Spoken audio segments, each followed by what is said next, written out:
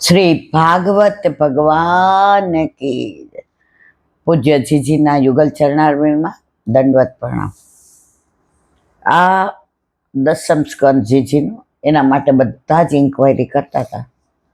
હવે મને ખબર નથી, પણ એક વૈષ્ણવનો મહેશભાઈ તન્ના છે, એમનો ફોન આવ્યો હતો કે રાજકોટ પ્લસ કોમ્યુનિકેશનવાળા કોટક શેરી રાજકોટે એણે આ બહુ સરસ તૈયાર કરાવ્યું છે. તો જેને મંગાવવું હોય, કારણ કે મને બધા પૂછે છે. હવે જો મેં જોયું નથી, મને ખબર નથી, પણ જે વૈષ્ણવનો ફોન આવ્યો હોય એમણે કીધું કે ઈલાબેન બહુ જ સરસ છે. તો જેને અનુકૂળતા હોય ને જોઈતું હોય એ ડાયરેક્ટ મંગાવી લેજો, કારણ કે આની ઇન્ક્વાયરી બધા મારી સાથે બહુ કરી છે. હવે એકાગ્રતાથી નામસ્મરણ કરવાથી શું ફાયદો થાય તે શ્રી મહાપ્રભુજી સમજાવે છે. આપણું અંતઃકરણ નિર્મળ બને.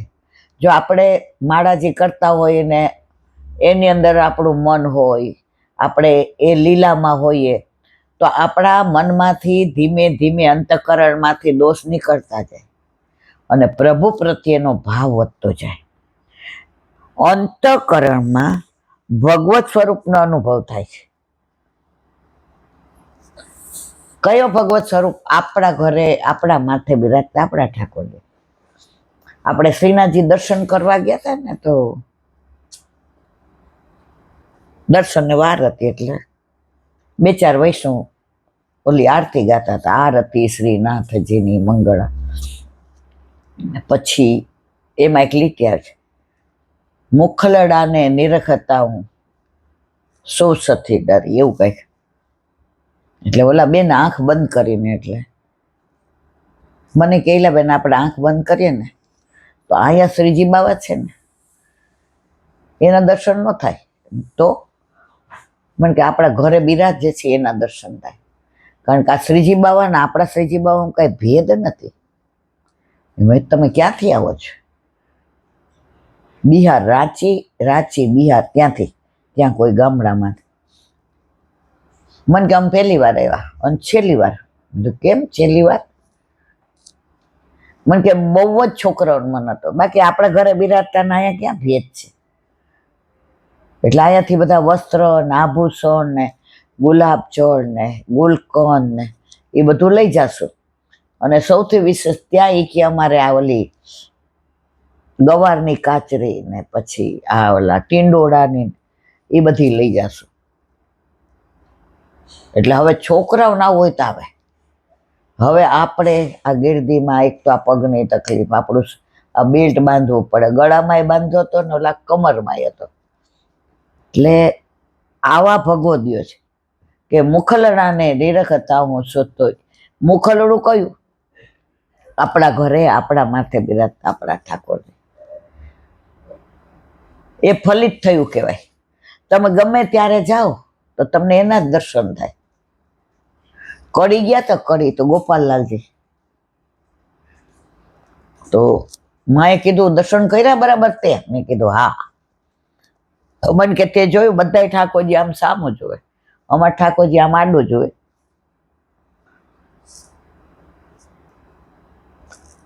તો આપણને જ્યારે એ ઠાકોરજીમાં, ગોપાલલાલજીમાં આપણા ઠાકોરજીના દર્શન થાય એટલે સમજી લેવાનું કે હવે ભક્તિ ફલિત થઈ છે.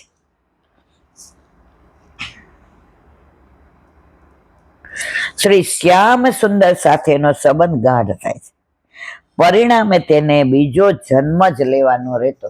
જીજી આમ કેવું ઠોસ કહે છે કે એકવાર તમારું અંતઃકરણ શુદ્ધ થયું અને મનમાંથી બધા દ્વેષ નીકળી ગયા, પછી તમારે બીજો જન્મ લેવાનો રહેતો નથી. આમ એકાગ્રતાના ઘણા ફાયદા છે, પરંતુ વ્યગ્રતાથી લીધેલું નામ એળે જતું નથી, તે ચોક્કસ છે. બહાર બેઠા હોય કે કોઈ નથી, હાલો આપણે પુરુષોત્તમ સહસ્ત્ર કરીએ. હવે અડધું હોય ત્યાં બેલ વાગે. હવે આપણા કામના કાંઈ નથી, એ આકાશારે કાંઈક એની વાતો કરવા આવ્યા છે. હવે ઊભા થઈ જાય વડીલ તરીકે તોય ખરાબ. તો મન તો 19-20 થઈ જ ગયો. જે પેલા એકાગ્રતા હતી, એકલા હતા, એસી ચાલુ હતું, બારી બારણા બંધ હતા, તો એમાં નામ બોલતા બોલતા ચૌર્ય વિશારદ જ્ઞાન તે આપણે એમાં હતા. હવે પારકી વ્યક્તિ આવી એટલે આપણું નામ લેવાનું 19-20 થઈ ગયું, પણ એને લીધે છોડી દેવાય નહીં. શ્રી ગીતાજીમાં ભગવાન આજ્ઞા કરે, નહીં કલ્યાણકૃત કશ્ચિત દુર્ગતિ તાત ગચ્છતિ. માટે હાલતા ચાલતા ઉઠતા બેસતા ખાતા પીતા મન લાગે કે ન લાગે તોય ભગવાનનું નામ તો લેતા જ રહેજો. ભગવાનનું નામ છોડશો નહીં. હરતો જા ફરતો જા ગોવિંદના ગુણ ગાતો જા. હરતો જા ફરતો જા ગોવિંદના ગુણ ગાતો જા. પ્લેન જાતું હતું, ફૂલ હતું. હવે બરાબર મધ્યમાં આવ્યા ત્યાં એલર્ટ થયું કે વાતાવરણ ખરાબ છે, ગમે ત્યારે પ્લેન ક્રોસ થવાની તૈયારીમાં, ગમે ત્યારે આમ તેમ, જગ્યા મળશે તો ઉતરશે, નહીતર બધાય ભગવાન, કોઈ રોવે ને કોઈ ચીચિયારું પાડે ને કોઈ ભગવાન નામ લે. એક 10-12 વર્ષની દીકરી હતી, એ ડેડી બેલ લાવી હતી, તેનાથી રમે, એની યાર વાતો કરે, હસે. પછી એનાઉન્સ કર્યું કે હવે આપણે એ તબક્કામાંથી નીકળી ગયા છે, હવે આપણે સેફ છીએ. બધાએ તાલીઓ પાડી, રાજી થયા. ત્યારે 2-4 જણા ઉઠીને એને કીધું કે બેટા તું તો સમજુ છું, કેટલામાં ધોરણમાં? એ કે 7મામાં, 7th.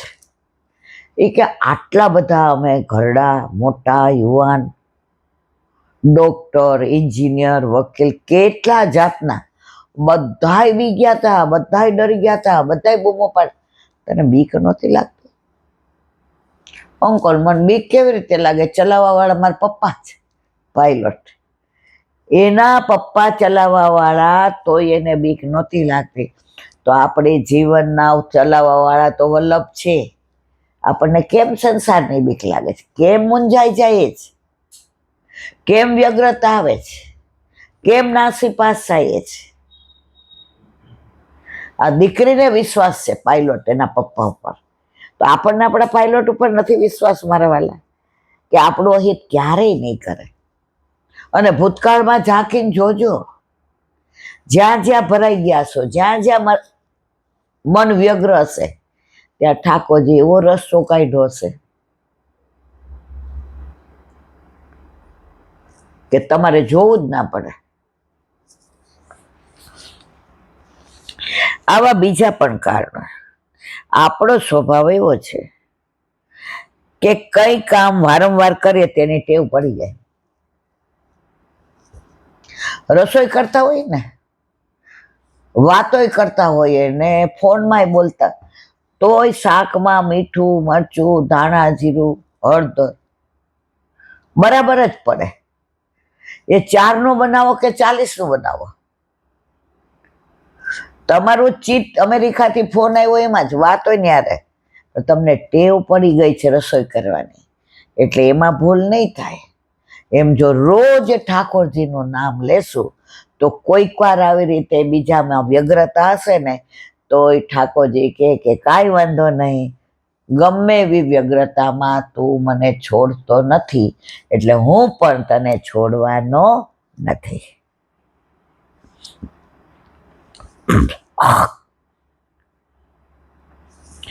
આજે ચા પીધી તો કાલે ચા જોઈએ.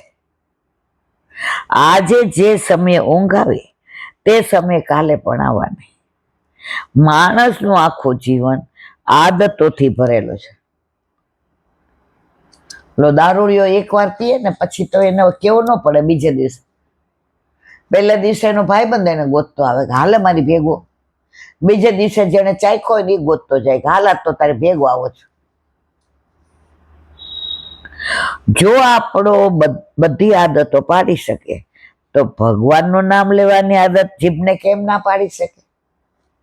ના, પણ એ તો છે જ. શરૂઆતમાં સંસારની જ બધી વાતો યાદ આવે.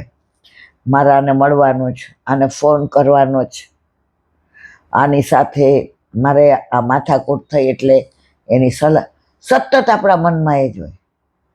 હવે આપણે નિવૃત્ત થઈ ગયા. હવે લોટ દળાવવાનો છે કે અથાણા કરવાના, હવે એ બધું આપણે કરી લીધું. હવે સચિને રિટાયરમેન્ટ લઈ લીધું, પછી મેદાનમાં જવાય નહીં, બેઠા બેઠા મેચ જોવાય. એ મરવાલા હવે અંદર શું થાય છે? 4 દી ટાઈમમાં હોય ને ખબર ન હોય. તૃપ્તિ કાતરી ક્યાં છે? તૃપ્તિ મમરા વઘારવા ક્યાં છે? અને હવે આપણે ધ્યાન જ નથી આપતા. એક સમય એવો હતો કે તમને કોઈને કાંઈ ન ખબર હોય, મને જ ખબર હોય. ટાઈમમાં હોય એટલે તમે 10 વાર પૂછો, ગોટી હળદર ખલાસ છે શેમાં છે, સિંગદાણા શેમાં છે. હવે મારે લેવા નહીતર દેવા. હા, રસોઈ કરું સવારે બધી જ, તો એ તો મસાલિયા ભરેલા હોય. એકવાર રિટાયર્ડ થયા પછી મેદાનમાં દોડી જવાય નહીં. સિવાય વારંવાર કોઈ આઉટ થતો ને એ આપણી પાસે સલાહ લેવા આવે કે સચિનભાઈ, હા તમે કોને આ યોર્કરમાં કેમ આવું થાય છે, તો દેવાય. બાકી દોઢા થવાય, અને જ્યાં જ્યાં આપણે દોઢા થાય ત્યાં અપમાન થાય.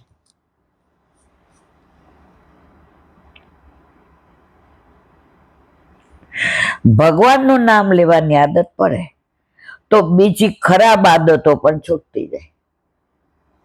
હવે આપણે આ 6:30 થી 8 સત્સંગ ના કરીએ, બહાર બેસીએ. તમે ભગવત નામ લ્યો, પંચાયત કરો, તો આ 1.5 કલાક આપણી પંચાયત છૂટી ગઈ. હવે અહીંયા સવાર થાય એટલે હું હતપત કરવા માંડું કે હવે જલ્દી વાળું કરી અને હોલમાં જઈએ. તો વાળું કરતા કરતા આપણા મનમાં શું છે? હોલ છે ને, વલ્લભના દર્શન થાય ને, વૈષ્ણવ દેખાય ને, કે મારું વયું ન જાય. ટેવ. આમ નામનો મહિમા સમજાવવાને માટે આખો આ નામ લીલાનો પ્રસંગ. આપણે કીર્તન ગાઈએ છીએ ત્યારે ઉચ્ચ સ્વરે નામ લઈએ છીએ.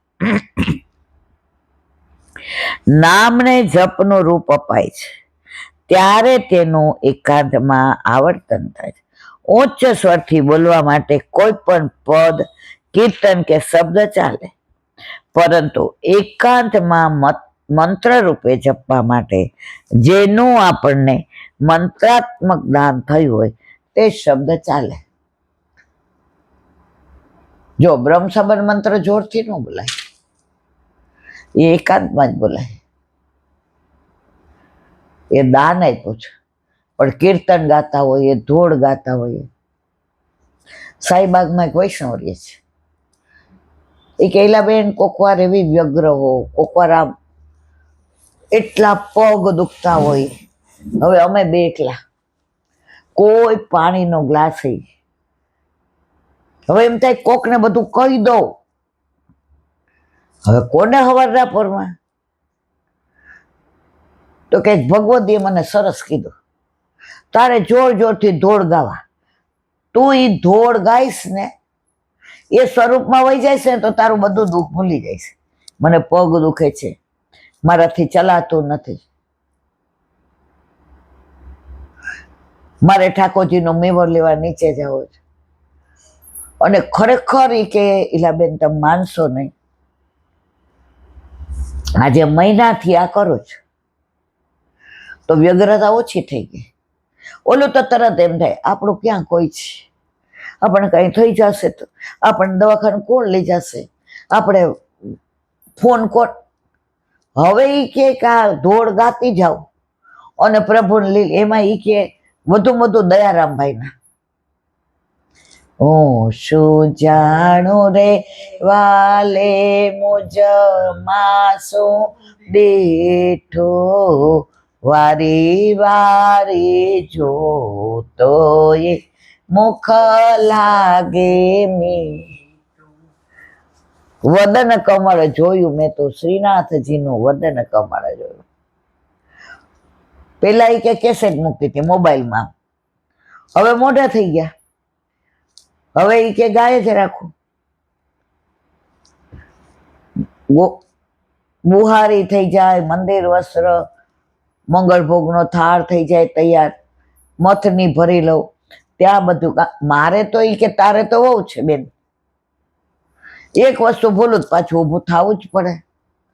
બધું થઈ જાય ત્યાં સુધી કે બધા તો એ કે જળ ભરવા જાવ ત્યાં મારી પાછળ એ કે યમુના કિનારો દેખાય. એ કે એક ભગવતીએ મને એવું કીધું, જો આપણે મંગળાના જારીજી ભરતા હોય ને ત્યાં ઠકરાણી ઘાટે પહોંચી જવાનું,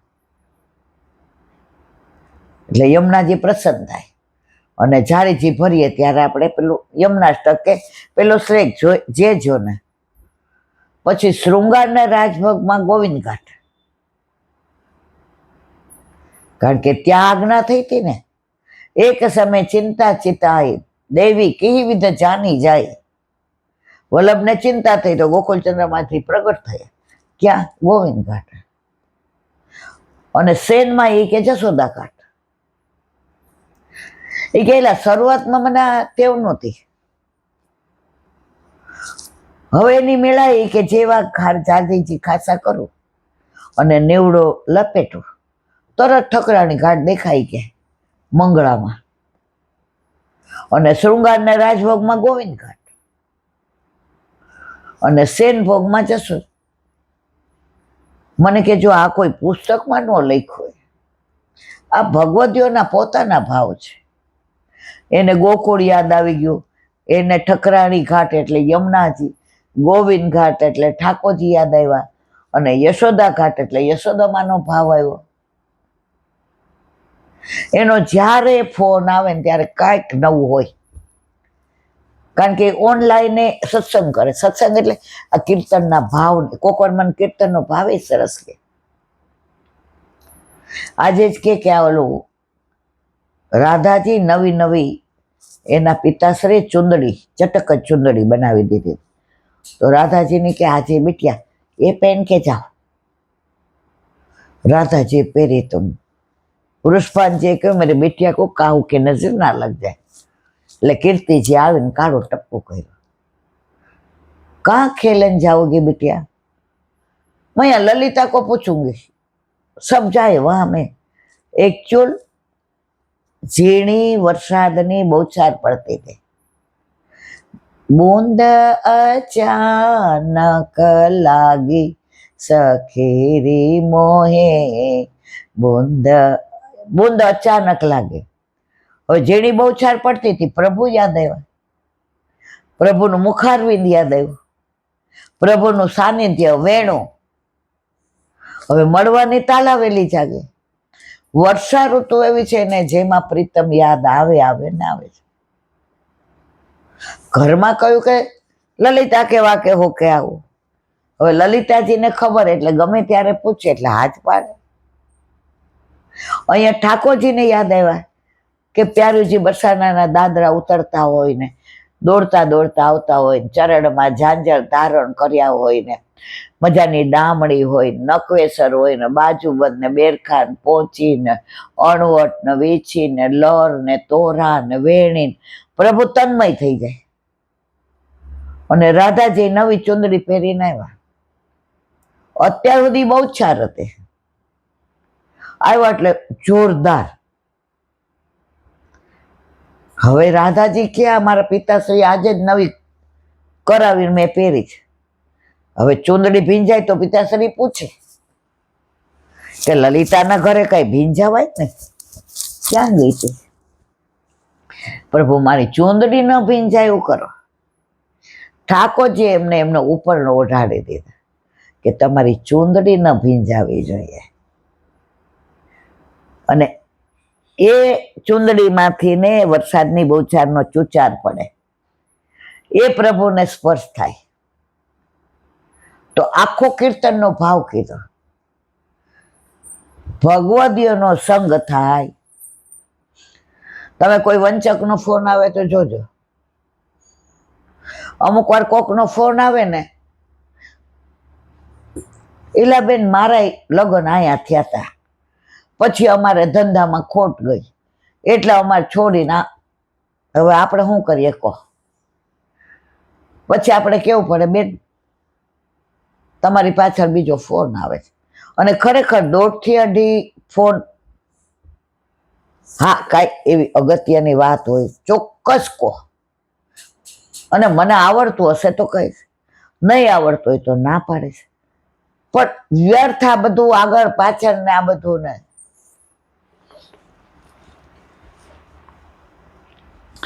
આપણે કીર્તન ગાઈએ ત્યારે ઉચ્ચ સ્વરે ગાય નામ લઈએ, નામને જપનું રૂપમ હોય ત્યારે તેનું એકાંતમાં આવર્તન થાય છે.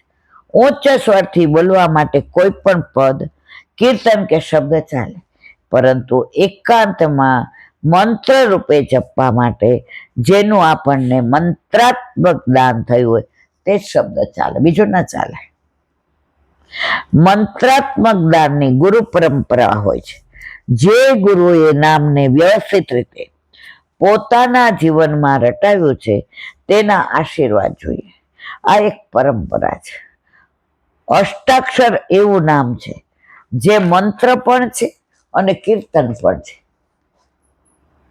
એના પરથી ઓલું આપણે ધોળ હતું, જય શ્રી કૃષ્ણ કેવાની મને ટેવ પડી, મારા વાલાજીને વિસરું ના એક ઘડી, જય શ્રી કૃષ્ણ કેવાની મને ટેવ પડી, વાલે પીળા પીતાંબર અંગે ધરી, વાલે મુખ પર મજાની મુરલી ધરી, જય શ્રી કૃષ્ણ કેવાની મને ટેવ પડી. એકાંતમાં તેનો જપ થઈ શકે અને જાહેરમાં તેનું કીર્તન કરી શકાય. શ્રી મહાપ્રભુજીએ આ અષ્ટાક્ષર મંત્ર માટે આજ્ઞા કરી છે. વદત ભીરવ સતતમ સેયમિત્યમે, સતત શ્રી કૃષ્ણ શરણમમ બોલો. જો શરૂઆતમાં આખા દિવસમાં 2-3 વાર યાદ આવતું, હવે જેવું મન નવરું પડે ને ખોટા વિચાર કરે એટલે યાદ આવે શ્રી કૃષ્ણ શરણમમ.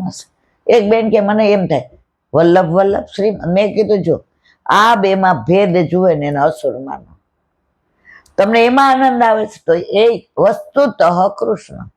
તો કે બેન મોઢામાંથી એક જ નીકળે, વલ્લભ વલ્લભ શ્રીમદ વલ્લભ, વલ્લભ વલ્લભ મેં દો અતિ ઉત્તમ.